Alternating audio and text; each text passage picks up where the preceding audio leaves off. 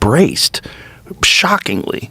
More and more all over the world, people are embracing more government power and more government control. And it's really crazy. It's really crazy to see. It's unique. I think that, number one, I think in 30 years when they look back, like, we're still suffering from a society from COVID, like, still.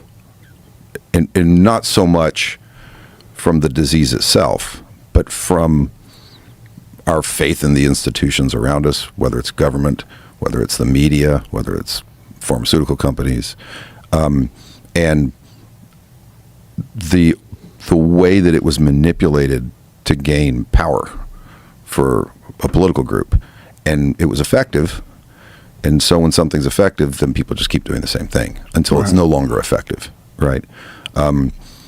We did that in our military with the wins, hearts, and minds, right? So that all comes from Japan, right? We're going to win the hearts and minds of Japanese. Well, the Japanese surrendered. Like, their emperor, who they looked at as a god, he told the people of Japan after we dropped 2 frickin' nuclear bombs on them, hey, we are going to endure the unendurable. We are going to surrender. It's the only way that we can salvage our nation. So they willfully surrendered. And then our government goes, look how great this hearts and minds stuff's working. It's not working. It's not working at all. And then they tried it in Vietnam, didn't work. Tried it everywhere else that we've had a conflict, we've tried it, and it hasn't worked yet because what it was based on was flawed, right? Because they chose to be subjugated at that time. And making that choice kept them an independent nation. So our government, and it's so dangerous what we're seeing. You can like Trump or not like Trump. It doesn't.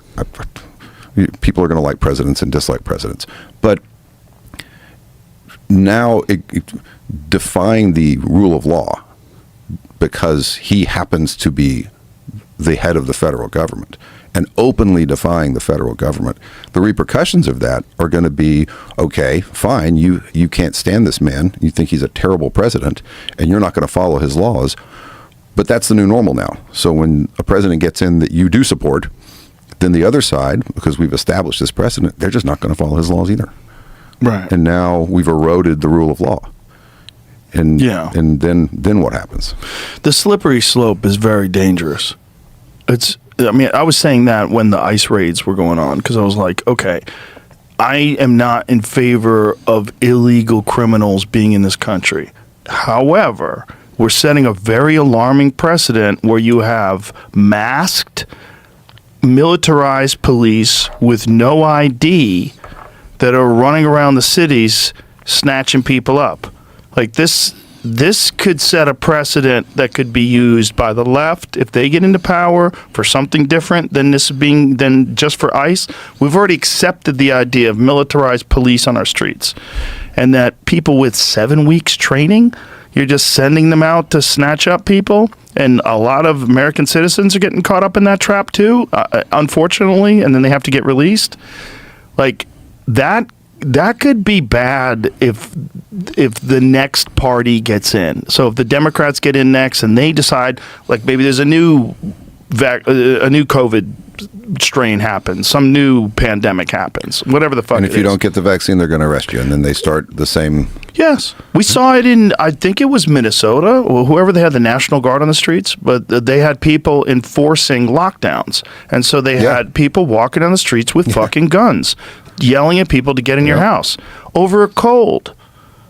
Like, these kind of slippery slopes, you might think, no, we're just trying to get rid of the bad immigrants. I get it. I'm with you. I agree. However, the way they're doing it, and I don't know, I'm not even saying there's another way or a better way. I'm just saying, you want to get them out all at once? Yeah, that's the way to do it. You want to get them out quick? That's the way to do it. Because they got them in quick. You're right. They opened the fucking border. They helped people get in. But now that they're in, if you're going to get them out that way, you're setting a weird precedent. You're setting a precedent that could be used in other ways. Yeah, that's the challenge is, okay, we need to enforce the law, right? Or don't have them, right? They've enacted no new laws. These are the same immigration laws that were on the books when Obama was president and Clinton was president. They're the same rules. It's the methodology, and you gotta sit there and weigh the pros and cons about, okay, the pros of trying to eradicate this issue. You can't give it a deadline. Yeah. Right. It's slippery. It is slippery. And again, it's what's good for the goose is good for the gander. And these politicians right now who are doing all of us a tremendous disservice in Washington, I feel, our elected officials, because they're not thinking beyond this next election. And maybe they never have. They never have. Right. But they were better at hiding it, maybe. I think there was no internet. But true. I think that's what it is. There was no social media. But I think we've reached a point as politicians talk about eliminating the electoral college, they talk about eliminating the filibuster, eliminate packing courts, all these things because their side's not in power. And so we're just going to take the structure of the government and totally rework it to benefit us temporarily. But then those same benefits that you have now will be used against you. Yeah. They will 100% be used against you. I think the most important legislation that we could pass right now is term limits. I think 12 years tops in Congress, and I think probably 12 years in the Senate. 2 6-year terms in the Senate. That's more than enough time. Yeah, that's a enough. lot of fucking time. That's enough. We don't need anyone else. I mean, I don't know how it's become. How the fuck is Nancy Pelosi worth $400 million? How the fuck? Well, I know how. Yeah, she gets in on all these fucking IPOs. Exactly. Right. She's going to pass the legislation that allows Visa to go public, and then she's going to get a big chunk of it. And then when she's confronted about it, look a reporter dead in the eye and fucking lie to him. I don't know what you're talking about. I didn't do that. No It's consequences. public. We know you did it. We could look at how much stock you own. Yeah. You fucking liar. They all do it. Yes. People are calling out rogan on Twitter they get today. Fucking rich. Everyone's getting rich. Yeah. They get paid $175,000 a year, and they're all fucking millionaires. Super millionaires. Yeah, they're all like she's intensely wealthy. That's almost $500 million. That's nuts. As a public servant, that's nuts. Yeah, it's insanity. And it's that's what we're used to. We know it's bad, and we just accept it. And people are busy, and they have families and mortgages and shit to deal with, and so they complain and they keep on trucking. Yeah, I mean, I have, as we discussed, I have other jobs. I don't have a pile of time to dedicate to. It gets tough for me to talk politics because I don't have hours in my day to sift through what's real and not real on Instagram or social, whatever. I'm not on that shit, but I can't. It's hard to form an opinion because, man, I don't know it. I don't know where to go to get honest news. I'm not the news. I know that. I can't turn on the fucking news because they fucking been lying to us. They stopped being. I don't know if they were ever impartial, but I know that. I remember there was a guy. I was a kid. He was running for president. His name was Jack Kemp. I remember Jack Kemp. And I want to say it was Dan Rather. It may not have been. It may have been some other newscaster. And there's a debate amongst all these different potential candidates for president. And as he's introducing all of these various politicians, he's saying so-and-so Harvard graduate and law professor from here, and this former senator, and this and that and the other, and this person here, and they get to Jack Kemp, and he goes, backup quarterback and born-again Christian Jack Kemp. I'm like, wow, you just sunk that dude. Everyone else, you gave what their jobs were and talked about their accomplishments of this. You just said he didn't start at quarterback, and you call that his religion, dude. And that's the first time I ever remember. I'm like, I know your opinion. I'm not supposed to know your opinion. Right. You're supposed to be giving me news. Right. You're supposed to be giving me honest, unbiased information so I can make a decision. And you're making a decision for me, or trying to. Yeah. And they've gotten so, as news became entertainment, I mean, CNN's the worst thing that ever happened to news because it's 24 hours. And now all of a sudden, there's not 24 hours worth of news all the time, right? There is during a war, right? You can show us news, war footage the whole time and talk about the war and why no war. But when there's not, you got to make some shit up or push an opinion. And that's where we've gotten with news now. Now news is piss them off and scare the shit out of them. Yeah. That's how we keep them watching. And that's the business model. It is now. And it's also piss them off and scare the shit out of them, but ignore certain things that your sponsors wouldn't like you to talk about. Oh, yeah. And this is why, Tulsi Gabbard in her final act as director of national intelligence, as she's leaving, she gave that press conference about Fauci, and she talked about how he lied in front of Congress, and that he absolutely used American tax funds to fund gain-of-function research through EcoHealth Alliance and through the Wuhan lab in Wuhan, China. And, no one's covering it. This episode is brought to you by Visible. How many of you are currently listening to this podcast on your phone?